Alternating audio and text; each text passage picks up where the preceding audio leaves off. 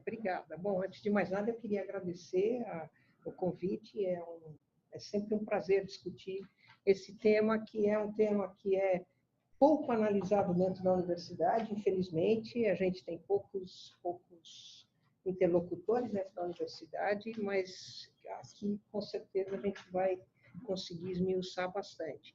Eu vou fazer uma apresentação muito genérica, tá certo? Muito, digamos assim, abstrata das principais dinâmicas que a gente tem notado em diferentes países, tentando colocar um pouquinho de ordem no que está mudando e por que está mudando em cada país, né? Então, eu acho que a gente... Pronto. Então, a gente podia começar discutindo um pouco, mas é rápido, eu juro que eu não vou ficar, não tenho síndrome do Pedro Álvares Cabral, não vou contar o Pedro Álvares Cabral para explicar, mas a gente sabe que o ensino técnico, a ideia de você ter uma formação sistemática para o trabalho é uma ideia que nasce na Idade Média europeia, junto às guildas medievais, quando você tinha um mestre artesão, que ele era supervisionado, né, o trabalho dele era supervisionado por uma guilda, ou seja, por uma associação de mestres na mesma profissão, tá certo? Que supervisionava a qualidade do trabalho, o tipo de trabalho que ele fazia, o preço que ele cobrava e assim por diante, e sistematicamente também supervisionava a formação da próxima geração de artesãos que eram empregados inicialmente como aprendizes. Tem uma longa história aí, tem variações de país para país, mas, enfim, a história começa aí. Termina nos conselhos regionais. Termina nos conselhos regionais. O que é interessante é que o modelo moderno de educação profissional, ele se consolidou primeiro na Alemanha. E ele se consolidou primeiro na Alemanha por um acaso, na verdade, um acaso histórico. Tá certo? Por quê? Porque a Alemanha é um país que se unifica muito tarde, ao contrário dos países da França, da Inglaterra, que são países que já eram países no começo no final do século XVIII, começo do século XX. A Alemanha, se vocês se lembram das aulas de história do colégio, ela vai se unificar no final do século XX. Desculpe, do século XIX. E nesta época, o que acontece? Na sociedade alemã, as guildas ainda eram muito fortes. A gente tem que se lembrar que a Alemanha ela se industrializa muito mais tarde que os outros países europeus. As guildas eram muito fortes. E quando começa a industrialização, há um choque entre as guildas, os mestres artesãos e os primeiros industriais. Aí é que está a história engraçada. Tá certo? Que é o quê? As guildas eram muito importantes para o governo alemão, como um apoio. Tá certo? Como apoio. Eu vou tirar um pouco. Era um apoio político importante. Então, o que acontece? Ao contrário do que aconteceu, por exemplo, na Inglaterra, em que o governo simplesmente saiu fora e deixou a indústria passar por cima e destruir a estrutura artesanal que você tinha na Inglaterra, no caso da Alemanha, não. Tá certo? O governo alemão, o Kaiser, para ele era muito importante o apoio das guildas, e ele, para preservar as guildas, ele dá a elas o monopólio, ele reconhece por lei que as guildas tinham... O artesão é a única pessoa qualificada para formar aprendizes. A indústria não podia empregar como aprendizes, só o artesão podia fazer isso. E por que isso dá um alento, uma sobrevida para a indústria, para o artesanato alemão? Porque o artesanato alemão começa a usar o aprendiz como uma mão de obra barata que viabilizava a competição com com a indústria nascente dentro da Alemanha. Então, a gente está falando nos anos 70 do século XIX, 1870, por aí, se eu não me engano, 1873, que há esse decreto. As guildas já faziam isso, mas elas passam a usar isso como uma estratégia de se viabilizar. E aí, o que você tem? Você tem uma coisa, digamos assim, até certo ponto paralelo com o que a gente vive hoje em dia. Quer dizer, esses artesãos, eles pegaram... Agora, em troca de receber esse direito de recrutar aprendiz, as guildas foram obrigadas a estandartizar e oferecer, de fato, uma formação técnica para o aprendiz que estava ali. Quer dizer, eles não podiam, não podiam simplesmente pegar e falar, não, você é aprendiz e não me ensina nada. Eles eram obrigados, porque o governo alemão ele fazia um exame, ele organizava exames para ver quais eram os mestres que, de fato, estavam ensinando a profissão para os aprendizes. Então, era uma coisa surpreendente, porque o mestre, ele pegava o jovem, ele dava a formação, quando o jovem se qualificava, ele perdia o emprego, porque ele não queria um artesão formado, ele queria o artesão em formação, o aprendiz.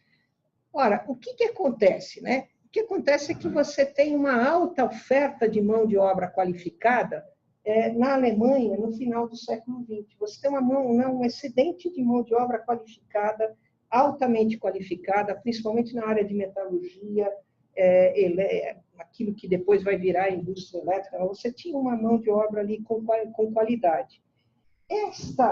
Aparentemente, há uma literatura que discute isso e analisa isso em detalhes, mas aparentemente a existência de uma oferta de mão de obra altamente qualificada, disposta a trabalhar, porque essa mão de obra acabava sendo absorvida pela indústria. Teve um impacto muito importante na trajetória, nas opções de inovação que a indústria alemã assumiu naquela época. A indústria alemã daquela época, ao invés de ela se desenvolver numa estratégia de poupar a mão de obra, desenvolver técnicas fordistas, etc., né? Aquilo que depois a gente chamou de técnicas fordistas, ela tendeu a ter um desenvolvimento focado numa produção tecnológica de altíssima qualidade, que exigia uma mão de obra muito qualificada para ser bem-sucedida. Tá certo? Vai daí que esta trajetória é que atrai a indústria alemã para a questão da aprendizagem. No início do século XX, você tem uma disputa muito séria. Os artesãos, evidentemente, a essas alturas, eles já eram muito poucos, eles perdem, e a indústria alemã começa a se envolver muito cedo, muito antes que qualquer outro país, com a questão da formação do aprendiz, né? E começa a atrair essa formação do aprendiz. É isso que vai dar origem àquilo que a literatura chama de arranjo corporativista. O que é um arranjo corporativista? É um acordo em que governo, sindicatos operários e sindicatos patronais supervisionam conjuntamente toda a estrutura de formação de mão de obra, formação técnica, que é a espinha dorsal da Alemanha, né? Porque não só o jovem, não só o currículo é discutido em grandes câmaras de formação, né? Onde esses tripartites, onde esses representantes desses três setores se representam, se fazem presentes, não só como toda a supervisão do estágio de aprendizado do jovem na indústria é supervisionada também por câmaras tripartites, com representação do governo, dos sindicatos e a representação patronal. Uma coisa que, digamos assim, inicialmente se tentou replicar aqui com a ideia do sistema S, mas o sistema S acabou predominando só a representação patronal. Por que a representação sindical nessa estrutura é importante? Porque são os sindicatos que pressionam para que haja uma estandartização da formação e uma qualificação dessa formação, certo? Bom, Só para a gente ter uma ideia de como é que essa coisa foi importante, se você pegar o caso dos Estados Unidos, os Estados Unidos eles estão exatamente no polo oposto, tá certo? Não só eles não tinham um sistema de formação de mão de obra, como você vivia uma situação que, dada né, o chamado caminho para o oeste da sociedade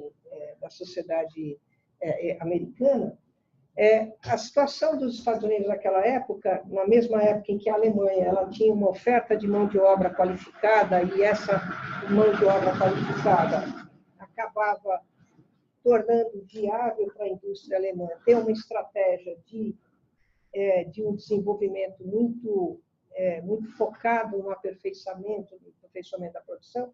No caso dos Estados Unidos, você tinha uma situação exatamente inversa, tá certo? Não só você não tinha nenhuma dessas estruturas de formação de mão de obra, como ainda tudo que uma empresa investisse no trabalhador era dinheiro perdido, tá certo? Por quê? Porque assim que o trabalhador se qualificava um pouquinho, alguém oferecia um emprego melhor, ou eu vou para a Califórnia, tá certo? Quer dizer, a indústria americana, ela vivia o dilema oposto. O problema dela é que ela não conseguia contar com uma oferta de mão de obra qualificada.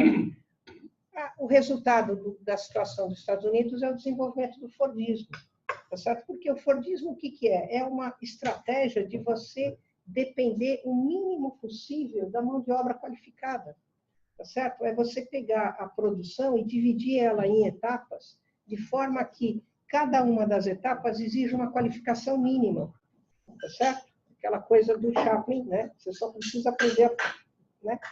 E para isso você não precisa treinar o trabalhador além da coisa mais simples, tá certo? Então a gente está vendo que, na verdade, a política de formação de mão de obra, ela tem efeitos muito importantes que vão além de simplesmente, primeiro, formar mão de obra, e, segundo lugar, efeitos do ponto de vista do estudante que se forma e da sociedade. Ela tem um impacto muito forte no tipo de estratégia tecnológica que a indústria pode escolher. Tá certo? Quer dizer, no caso dos Estados Unidos, a imensa dificuldade que a indústria teve para conseguir garantir um mínimo de mão de obra qualificada fez com que a maior parte da indústria se orientasse para uma estratégia de fragmentação do processo produtivo, de forma a você não precisar de uma mão de obra especializada. Bom, portanto, só para insistir nessa ideia, se a gente pensar em três grandes estratégias, agora o Mauro vai gostar, as três grandes estratégias de inovação, a gente pode pensar, olha, você tem, deixa eu ver se eu... não tem. Você tem a estratégia de uma inovação baseada na imitação, a estratégia de inovação centrada no aprimoramento de produtos e uma estratégia centrada no desenvolvimento de novos produtos. Quer dizer, você pode ter no mesmo ramo, você pode ter empresas com essas três estratégias. Você poderia ter até uma quarta linha aqui, que é a indústria que ela simplesmente ocupa um vácuo produtivo de uma forma intermitente e ela tem pouca fôlego de vida.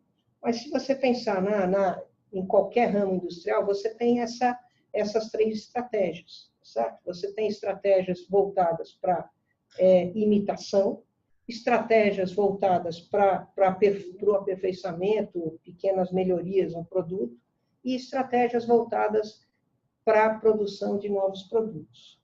Se você pensar, cada uma dessas estratégias, elas requerem perfis de competência diferentes, tá certo?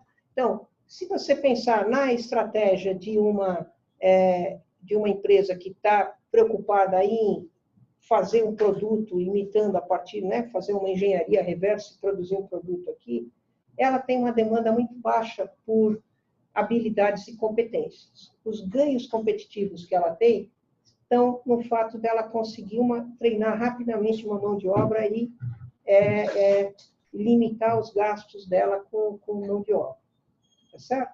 Se você tem uma indústria que está preocupada com a estratégia dela é pegar um produto, melhorar e colocar no mercado um produto um pouquinho melhor, com algum diferencial que vai fazer dela, do produto dela mais competitivo, ela precisa de funcionários com habilidades específicas, tá certo? É muito importante que os seus empregados eles tenham um conjunto de habilidades, eles conheçam a estratégia de produção da empresa, que eles tenham um conjunto de competências e habilidades que eles desenvolveram dentro da empresa, tá certo? Porque isso é o diferencial dela. Quer dizer, aí ela pode contar, por exemplo, com uma informação vinda de um funcionário que fala, olha, se você colocar esse botãozinho um pouquinho para lá, fica mais ergonômico, fica mais fácil de operar. Então, tá certo? Então, para isso, você precisa de uma mão de obra. Primeiro, você precisa de um trabalhador que permaneça mais tempo na empresa. E você precisa de um trabalhador que tenha um conhecimento mais específico das tecnologias da empresa. Enquanto que, finalmente, a indústria que está preocupada com o desenvolvimento de novos produtos, para ela é o contrário. Ela precisa de um funcionário com habilidades mais genéricas e mais do que isso. Enquanto aqui na linha do meio, você precisa segurar o seu trabalhador com você, porque ele é o seu grande asset na disputa, ali você precisa circular, tá certo? Porque você trazer trabalhadores dos seus concorrentes para dentro da sua empresa é uma maneira de você ganhar competição, certo? Então, veja aqui, nem sempre para a empresa é importante você ter uma alta rotatividade de mão de obra, mas também nem sempre uma alta rotatividade de mão de obra, alta não digo, mas a rotatividade de mão de obra significa uma perda para a empresa. Se a empresa está pensando em desenvolver novos produtos, etc., ela está preocupada em reciclar, né? Uma vez a gente lá na USP estava discutindo esse negócio da Embraer, que tinha perdido um certo número de engenheiros para Bombardier, e estava todo mundo falando, ai, que coisa horrorosa, não sei o quê, porque, lógico, a Bombardier, com isso, fica sabendo dos segredos da Embraer. Eu falei assim, mas não tem importância, porque esses caras depois voltam, e aí a gente vai ficar sabendo do que acontece dentro da Embraer, dentro da Bombardier. Quer dizer, essa circulação é muito importante nesta estratégia de cima, mas não na de baixo. Tá certo? Bom, como a Embraer, que a gente saiba, ela está na linha de cima, para ela é bom. Se ela tivesse preocupada com o desenvolvimento, com o aperfeiçoamento de tecnologias, para ela seria muito ruim, porque esse é o grande ganho que ela tem. Tá certo? Bom, se a gente for olhar, a gente sempre discute por que é tão difícil você criar uma política de formação de mão de obra, tá certo? A política de formação de mão de obra, ela depende da mobilização de dois personagens que, para a gente, são centrais. Quer dizer, a universidade ela pode funcionar, eu acho que muito ruim, mas, de qualquer forma, ela poderia fazer de conta que o mercado não existe. Mas a formação profissional, não. Ela precisa do engajamento da empresa. Tá certo? Quer dizer, sem a informação que vem da empresa, é impossível você... Portanto, você precisa engajar a empresa precisa estar disposta a receber o seu estudante como um aprendiz, e estágio, etc., mas você também precisa que a empresa se dedique a formar o estudante, e não simplesmente usar o estudante por um período muito curto. Tá certo? Quer dizer, se não é tão ruim o fato do aprendiz não ficar na empresa, é muito ruim o aprendiz ser usado sem ter uma formação. Tá certo? Quer dizer, lembra da experiência alemã. O que o governo exigiu dos mestres é que, tudo bem, você pode usar esse jovem como sua mão de obra barata, mas você tem que formar esse jovem. Tá certo? Naquele caso, eles não tinham como não fazer isso. Agora, uma empresa, qualquer empresa, ela tem um problema. Tá certo? Quando ela se envolve com a formação profissional. O primeiro problema que ela tem é esse que eu mencionei, que era o calcanhar de Aquiles de uma indústria nos Estados Unidos no início do século XX, que é aquilo que a gente pode chamar de canibalismo dos concorrentes. Quer dizer, você investe, forma o trabalhador, aí o seu concorrente do lado fala assim, quanto que eu estou te... 150, eu te pago 152, vem trabalhar para mim. Agora, eu pago 152 para esse trabalhador, mas eu não tive nenhum custo para formar esse trabalhador. Esse trabalhador vem para mim já pronto. Tá certo?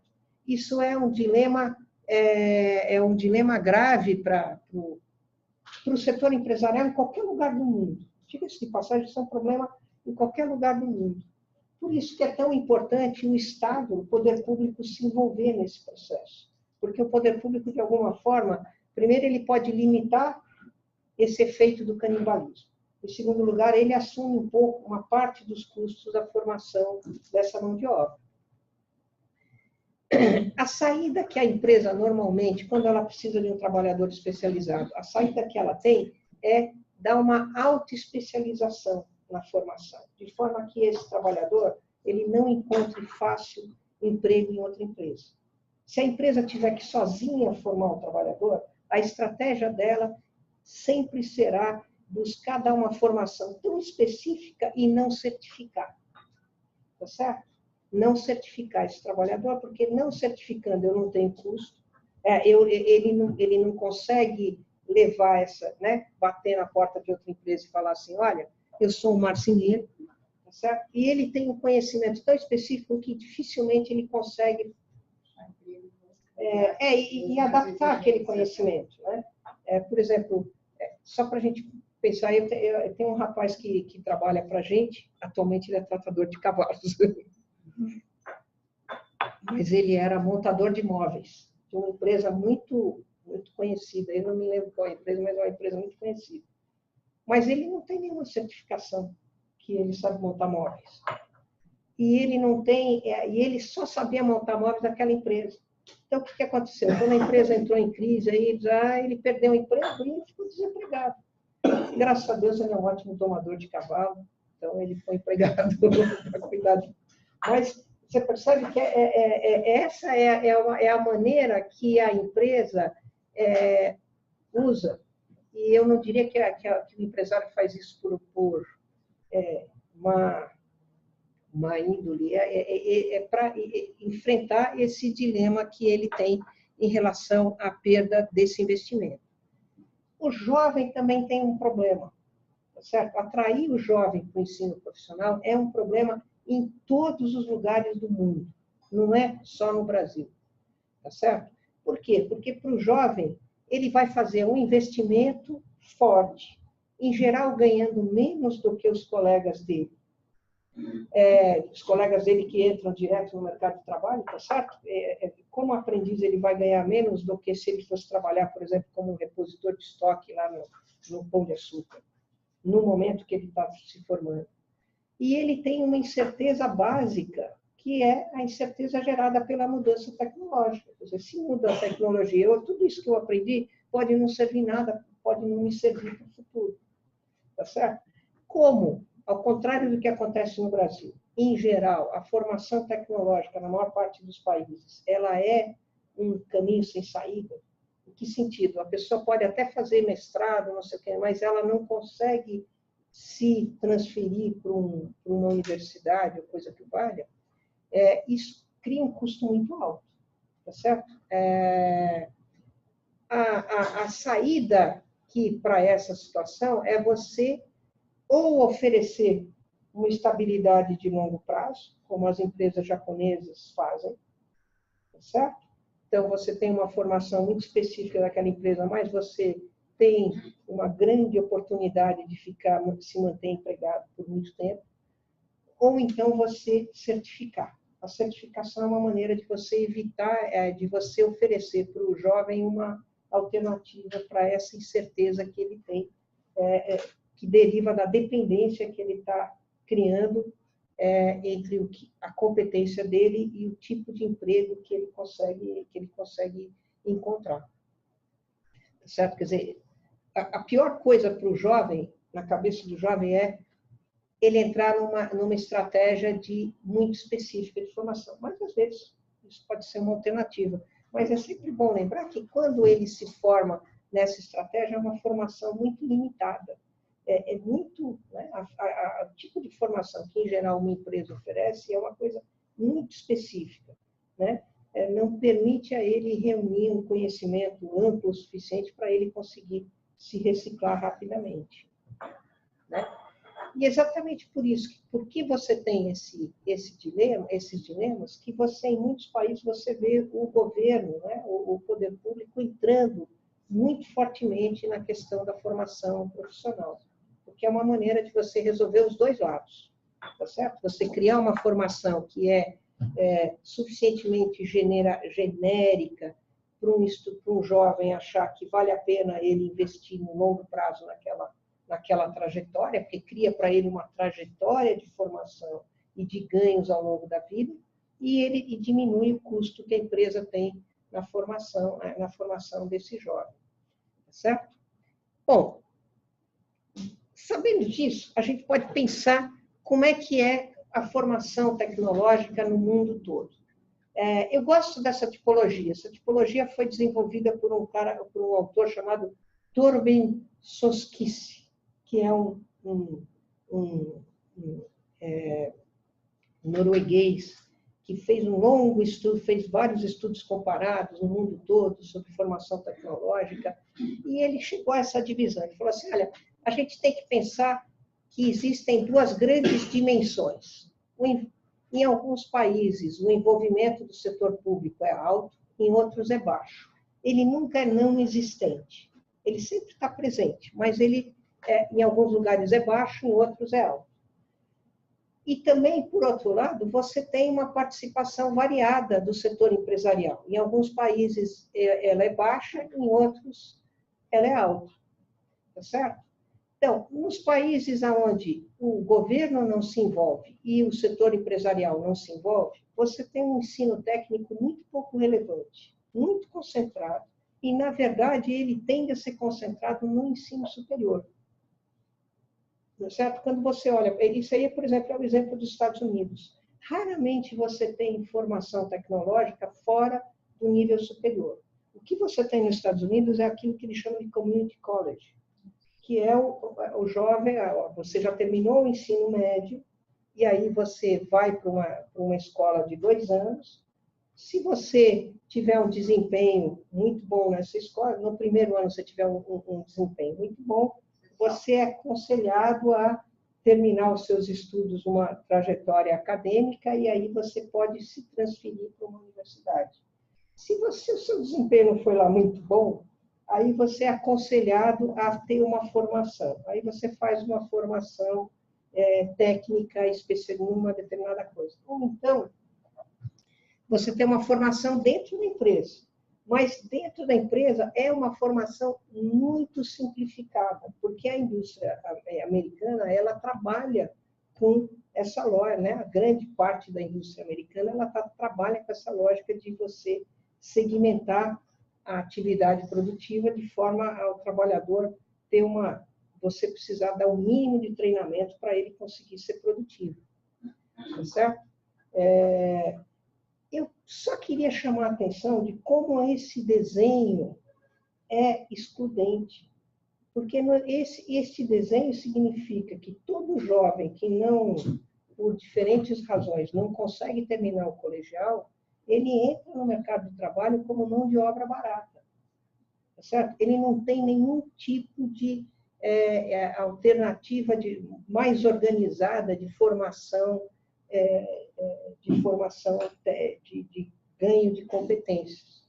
Aí ele entra no mercado de trabalho com aquilo que o Marx chamava, tá certo? A sua capacidade genérica de trabalhar. Tá certo? E é isso que explica essa diferença de salarial tão grande que você tem entre a mão de obra desqualificada, que agora nos Estados Unidos, em geral, as pessoas imigrantes, né? E a mão de obra qualificada, com nível colegial. E é isso que explica também os bolsões de pobreza que você tem nos Estados Unidos, né? No Sul, uma mão de obra, famílias inteiras que nunca tiveram nenhum contato com o ensino superior, e aí elas não têm nenhum tipo de formação. Aí você tem uma outra situação, países onde você tem um forte envolvimento do setor público, quer dizer, o setor público, por diferentes razões, diferentes trajetórias, se envolveu na produção de mão de obra qualificada, porque achou que isso era importante, porque isso foi uma estratégia, inclusive, de lutar contra a desigualdade social, né? Porque a gente tem que lembrar que os países nórdicos não foram sempre esse paraíso que a gente tem. A minha avó, ela era sueca, e todas as músicas que ela conhecia em sueco eram músicas que falavam do frio, da fome, da miséria, o pai, que a mãe que morreu, aí os órfãos que ficaram sozinhos na casa, passando frio. É isso. Quer dizer, aquela Europa, aqueles países, eles eram países, eles não eram aquilo que a gente imagina, tá certo? Agora, só o frio que continua. Só o frio, o frio continua, mas hoje em dia você enfrenta o frio de uma outra maneira. Agora, esses países também são países que tiveram durante muito tempo governos social-democratas, tá certo? E que investiram fortemente esses governos sociais-democratas, em grande parte, para lutar contra essa desigualdade, como uma estratégia, como uma política de luta contra a desigualdade. Eles fizeram um investimento muito forte na formação, em criar sistemas como o nosso, Paula Souza, sistemas grandes que se espalham por todas as cidades, que oferecem uma oferta que já foi muito mais importante, mas hoje em dia ainda é bastante importante. Tá certo? Nesses países, você tem essa ideia de você certificar. Você faz você ganha um diploma, esse diploma te dá direito. Em alguns países, isso te dá direito a exercer determinadas funções, tá certo? Mas a ideia é que você tem uma certificação portável, que você bate na porta de qualquer empresa e essa empresa fala: bom, você tem essa, então você sabe fazer isso, isso, isso. Então, essa empresa, por exemplo, não treina você a montar móvel, só fala assim: olha, está aqui o móvel, você monta, certo? Porque ele já teve a formação moveleira desenvolvida dentro da escola, tá certo? São países que, em geral, os empresários não se envolvem muito, tá certo? Mas também não significa que eles não se envolvem nada, eles se envolvem. E aí você tem o polo oposto, tá certo? O envolvimento do setor público é baixo e o envolvimento empresarial é alto, que é o exemplo do Japão e da Coreia do Sul, tá certo? Aí a formação é oferecida pela empresa. Na verdade, o tipo de formação que eles têm tem baixa portabilidade, ou seja, o fato de você ter tido uma formação na Honda não quer dizer que você esteja em condições de trabalhar na Toyota, mas para contrarrestar essa questão, né, da falta de vontade do jovem de investir nesse tipo de formação, a empresa tem uma política de baixa rotatividade da mão de obra, tá certo? E uma estratégia cumulativa de formação de competências. Então, nesses países, não quer dizer que não tem, mas as escolas de formação técnica, elas têm um papel muito secundário. Na verdade, quem faz a formação de massa são as grandes empresas. Tem uma coisa interessante que no Japão algumas municipalidades investem nisso, tá certo? Mas elas investem para alguns perfis mais genéricos que as grandes empresas não investem.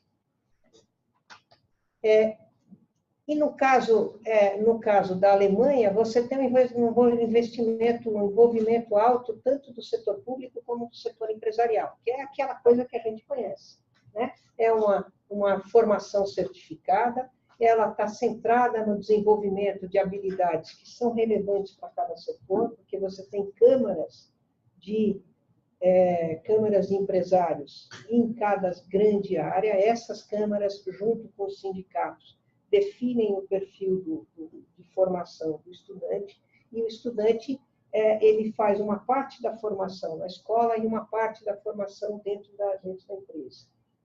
Ele é o país que mais usa a estratégia da aprendizagem como estratégia de formação de mão de obra, mas não é exclusivamente aprendizagem, porque o jovem passa, ele passa tempo na escola, tempo fora.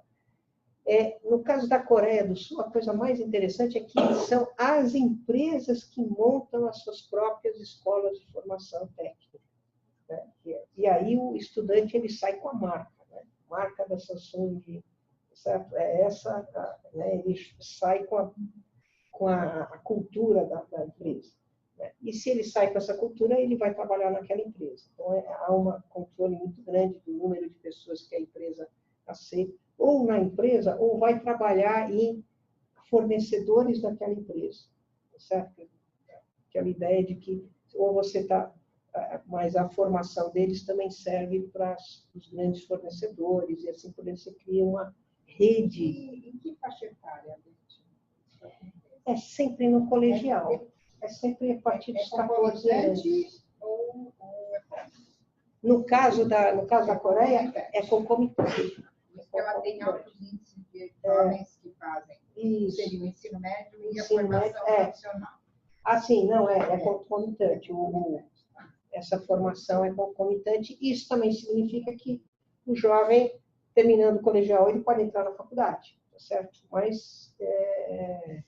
E essa é uma alternativa bastante viável para uma parte importante dos jovens da Coreia.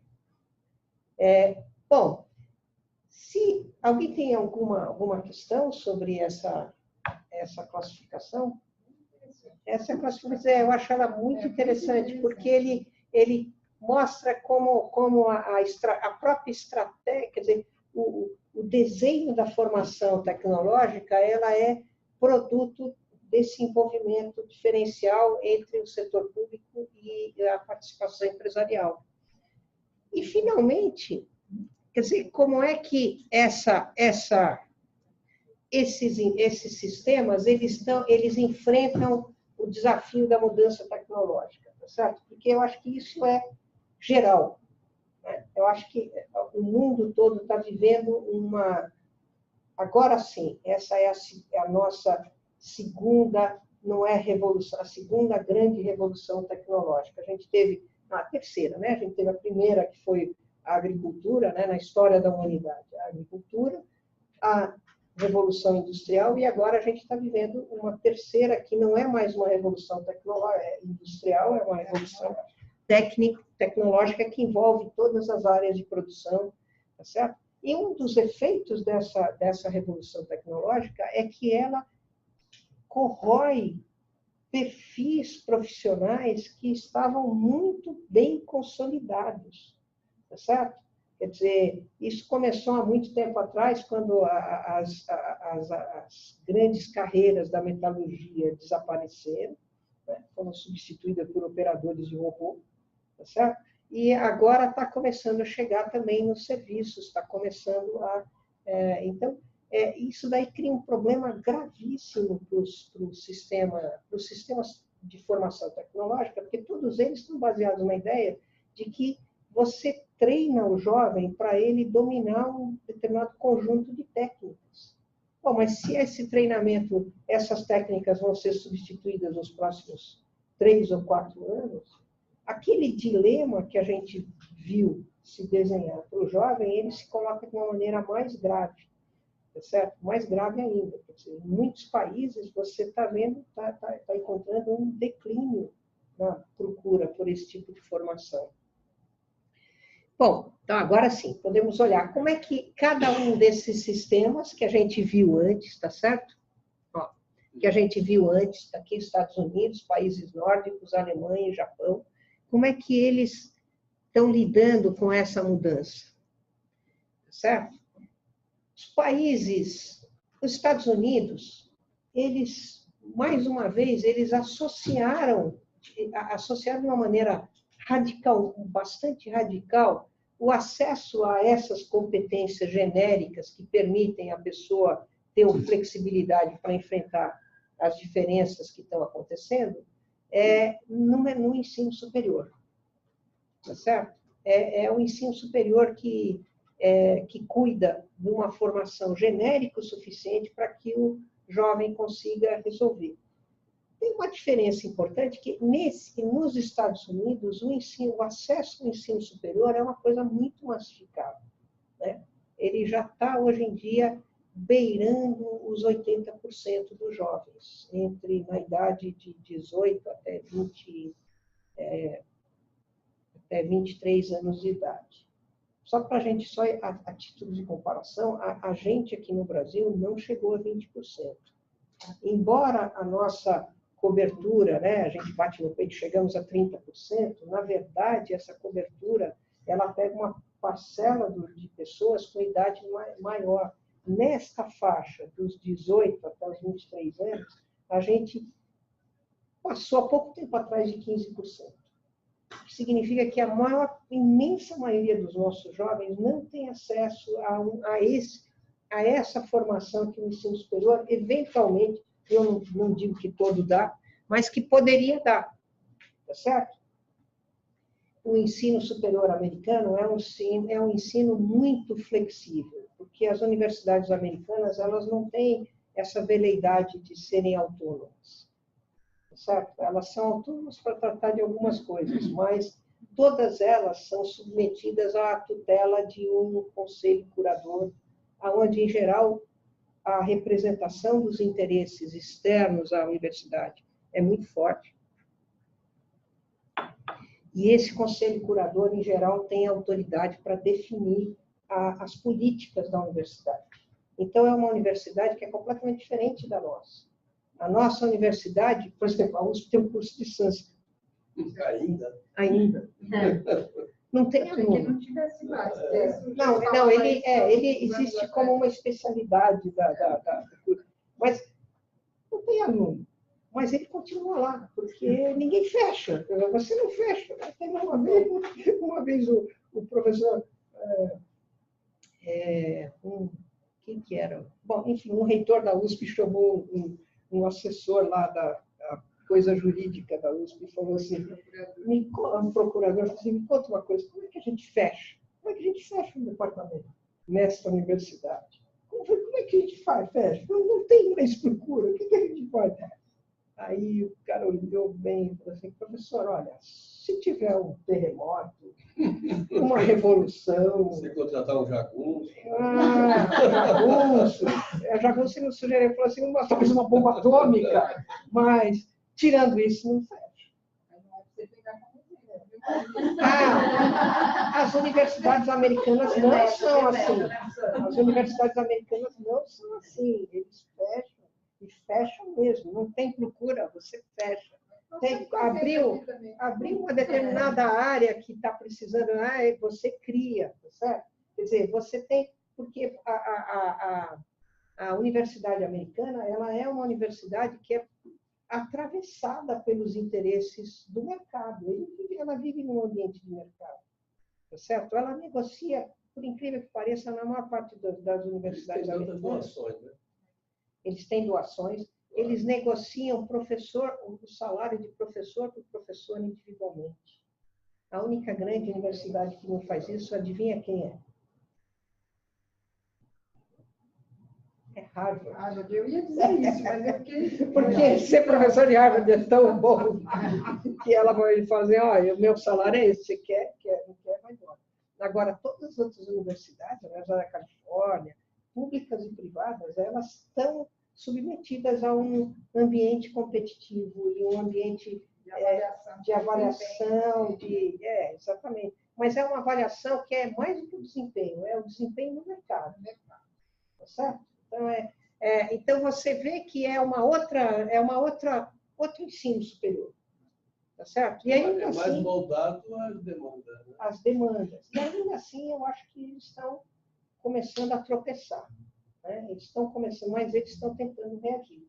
Agora, aqui você tem essa oferta que você falou, que é pequena, ela também é muito mal distribuída geograficamente e também do ponto de vista, você pode ter curso sobrando de direito e faltando engenharia.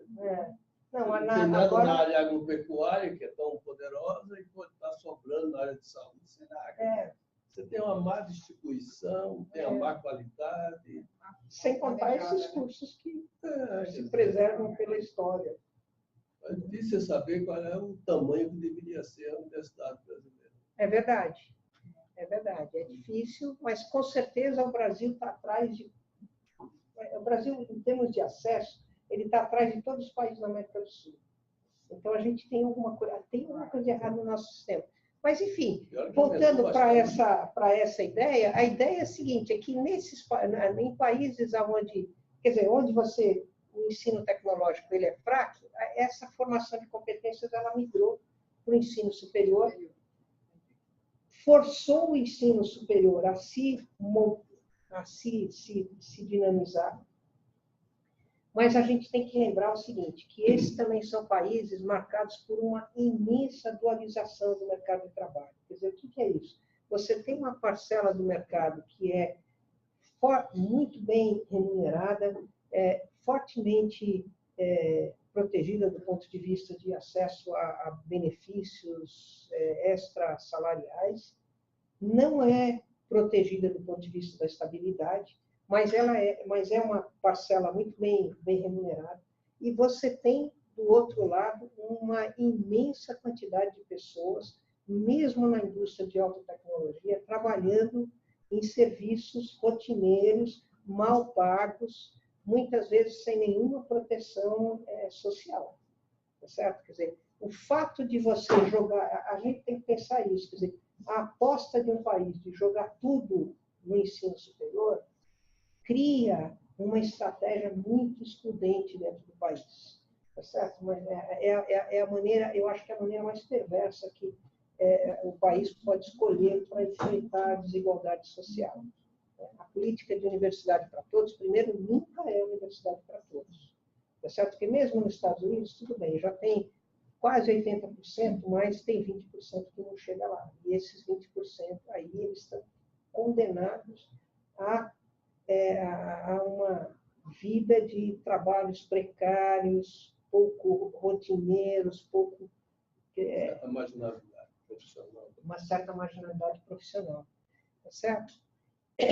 No caso dos países onde o investimento do setor público é alto e a participação empresarial é baixa, aí sim a gente percebe um movimento no sentido de você modularizar a formação. Quer dizer, o que é isso? É você pegar aqueles perfis profissionais e fragmentar ele em pequenos módulos e certificar esses módulos, de forma a você criar um ritmo de ensino continuado, sabe? De formação continuada. Quer dizer, o jovem aí já não é mais tão jovem, as pessoas voltam para a escola constantemente, ele vai e volta, isso é muito forte aqui. E o que é interessante é que isso daí é forte nos países nórdicos, ele é forte desde a formação mais baixa.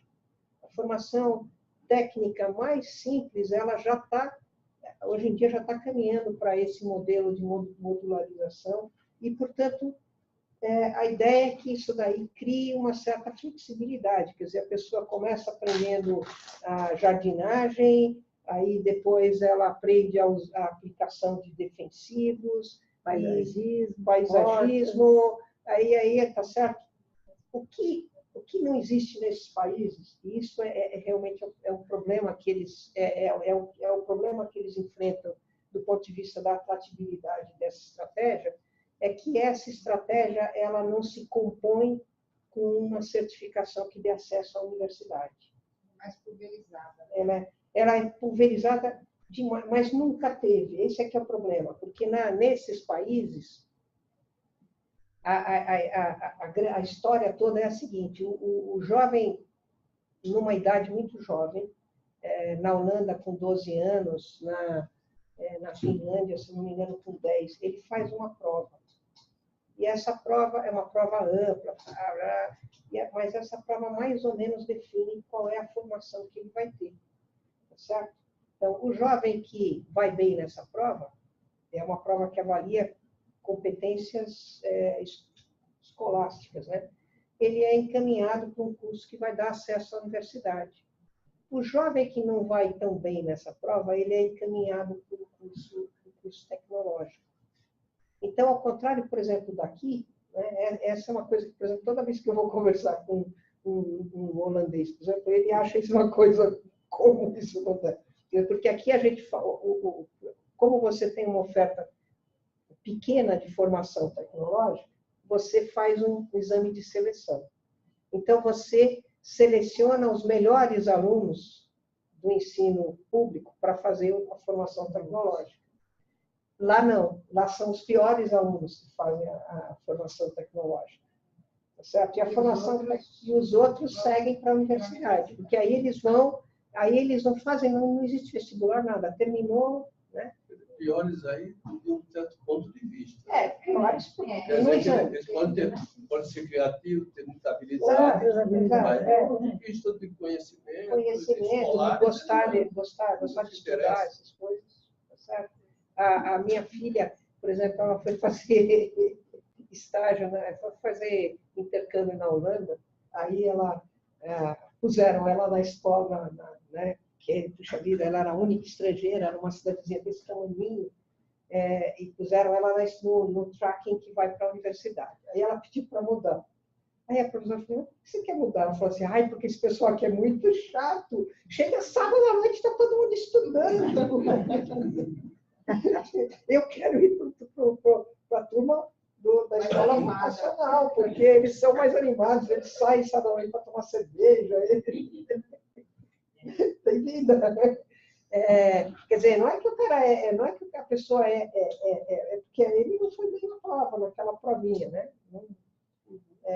Mas isso aí faz uma diferença importante, né? E aí, hoje em dia, como existe uma pressão para que essas duas coisas tenham canais de comunicação, que o estudante possa ir e voltar, essa formação tecnológica, ela está, hoje em dia, padecendo de um problema de atratividade.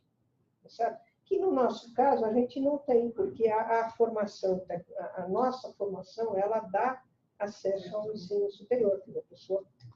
A tecnológica já é de nível superior. Exatamente. A técnica dá acesso. Você se forma num curso da ETEC, você pode fazer que aí não é que você não passa no exame, é que você não pode mesmo. O seu diploma, o diploma é um diploma terminal. Né? Até existem escolas tecnológicas de formação de nível superior, mas é uma coisa separada. Então, essa ideia de você criar universidades de ciências aplicadas, mas é uma maneira de você manter a atratividade dessa estratégia. No caso do Japão, o que a gente tem, no caso do Japão, você também teve um processo de modularização, mas ele está mais em cima do mapa de competências que cada empresa tem. Quer dizer, você ainda preserva essa ideia de que se eu formei esse trabalhador é meu. Né? E aí você, no máximo, transfere ele para uma empresa que vai fornecer alguma coisa para você. Quer dizer, você criou uma rede maior, mas no caso tanto do Japão como da Coreia, você teve uma expansão muito grande no acesso ao ensino superior. Né?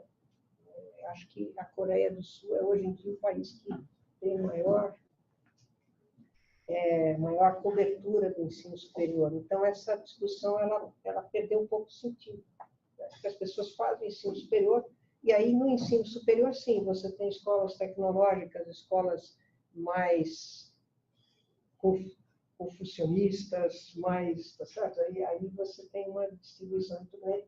E a gente tem que lembrar que nesses países a formação de engenharia é uma formação muito importante, né? É uma carreira por excelência. Né? Nos anos 80, o Japão, a Coreia, essas coisas simplesmente não faziam investimento no setor na área de... Não, na área de básica, né? Em ciências, não, ciências básicas. Né? Eu me lembro que em 87, alguma coisa parecida, eu me lembro que esse dado, eu vi esse dado e eu fiquei chocado. O Japão, naquele ano, tinha formado 9 doutores em física e 1000 e poucos doutores em engenharia. E na cabeça deles essas coisas são muito claras, né? Por exemplo, até hoje, a gente aqui segmentou tudo, mas até hoje, por exemplo, para eles, na área de humanas, você só faz o mestrado e doutorado se você for professor da rede pública. Tá certo? Quer dizer, eles não dão bolsa de estudo para um estudante para fazer doutorado em História. Não, você faz o doutorado de História porque você é professor da rede pública e você se afasta da rede pública para fazer aquele doutorado, mas volta para o seu emprego é na rede pública. Tá certo? Quer dizer, eu não dou bolsa para você.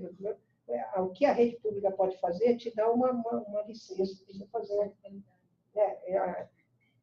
Diminui o tempo de aula, tal, certo? Para ele se formar, mas o seu emprego é professor, não tem essa coisa de ser, vou ganhar bolsa para fazer. Eles só têm bolsa para algumas áreas. Uma parte das áreas eles não dão bolsa. Né? Ou, no caso da engenharia, por exemplo, em geral, o doutorando de engenharia ele está empregado numa empresa. E, diga-se de passagem, a expectativa é que ele faça a tese dele resolvendo um problema tecnológico da empresa. A empresa faz pesquisa, né, Beto? A empresa faz pesquisa. O engenheiro é um pesquisador também, um operador. Exatamente, é um pesquisador. Beth, eu queria só entender, por exemplo, Japão e Coreia, questão da formação técnica e da formação tecnológica. Uhum. Quer dizer, toda ela, a ênfase maior é dentro da empresa. Ele faz o nível superior. A formação tecnológica deles é uma formação de nível superior. Isso. Certo? Mas, não, e a empresa? Qual o papel da empresa nisso? A empresa ela é coparticipante da forma, por exemplo, os cursos de engenharia, em geral, contam com uma participação das grandes empresas no desenho do currículo do curso de engenharia. Certo? As escolas tecnológicas que são mantidas, em geral, por municipalidades, elas têm uma interação.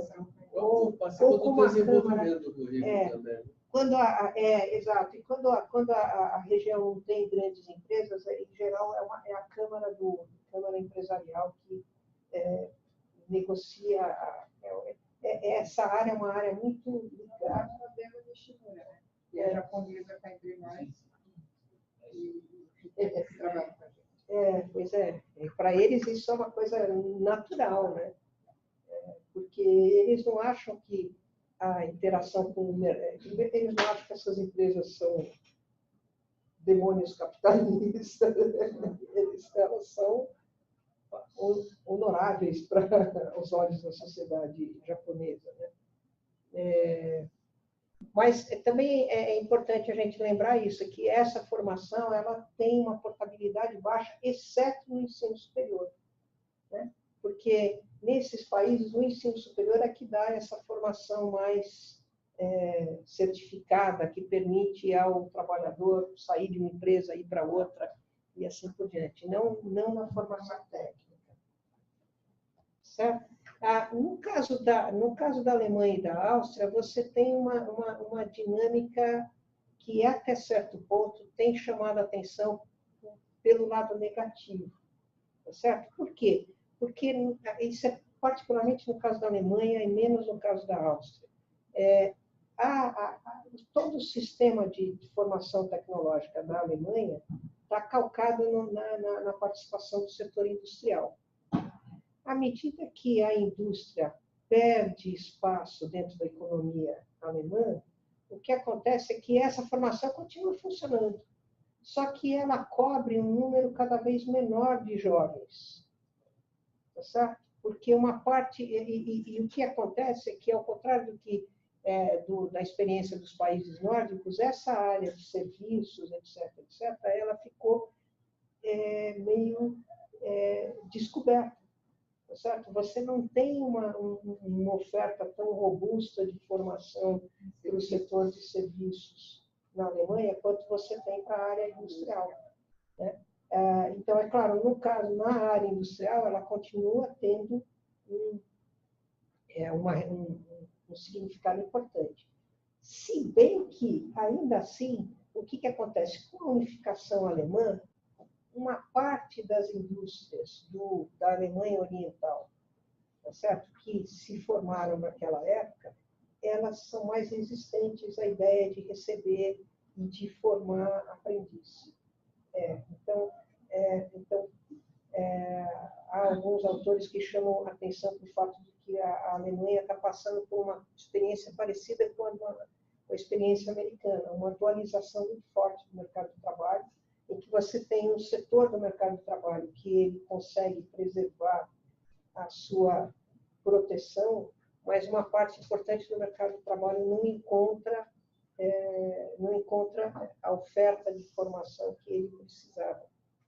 Quer dizer, claro que nenhuma dessas dinâmicas são absolutas, né? Não quer dizer que na Alemanha não tenha mais não tenha formação para os serviços, né? Mas ela é menos... é mais forte na área industrial. Isso por causa da tradição, vê lá como você falou no início, exatamente, vem da os mestres, os aprendizes. Né? Exatamente. O setor de serviço não absorveu isso. O pessoal da área de turismo, hotelaria, alimentação, parece que não tem o mesmo nível de formação. Né? Não, pois é. E isso, para a sociedade alemã, é um problema, né? É um problema porque isso aponta para um aumento da desigualdade dentro da sociedade alemã, né? O que o sistema nórdico tenta combater, criando esses mecanismos de modularização, de uma formação mais flexível e que permita acompanhar a experiência de trabalho da pessoa, que a pessoa possa se reciclar usando esse sistema. Bom, basicamente é isso. Pronto. Aí tem o meu e-mail, se alguém quiser entrar em contato, quiser alguma informação. É fácil gravar ao máximo. Professora, só um detalhe, esse e-mail aqui é daquela época em que só podia ter 8 letras. Professora, por isso que saiu o chefe.